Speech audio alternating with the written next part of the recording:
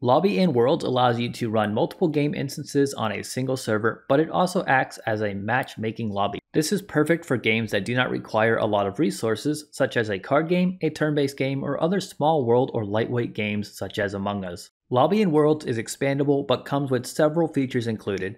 The first is a sign-in menu. Out of the box, Lobby in Worlds prevents multiple users from using the same sign-in name. After signing in, players will have access to the lobby. The lobby is where rooms will be listed. You may create and join rooms within the lobby as well. Included is the ability to password created rooms. As shown, when I try to join a room with a lock on it, I must enter the password first. You may also specify how many players may join the room. While this preview shows 7, there really is no limitation. Another very commonly requested ability is to join rooms after they start. This is shown here with the lock room after start tick box. Once inside a room, the leave button becomes available, as well as the start game button if host. If not host, the ready up button. There's also a kick button if you want to remove people from your room and they will not be able to rejoin.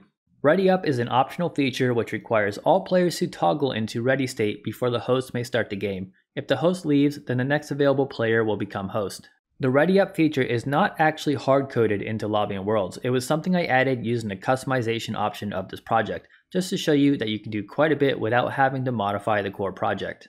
I've also included a very simple King of the Hill game. You will develop your games normally in their own scenes, and the network traffic and visibility will be hidden from anyone not in that particular game instance.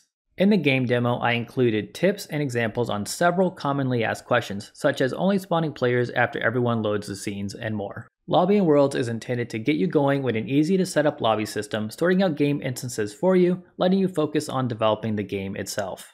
If you're interested in grabbing this project, check out the description of this video on how. And also, if you have features or a request in relation to Lobby in Worlds, then please do not hesitate to let me know.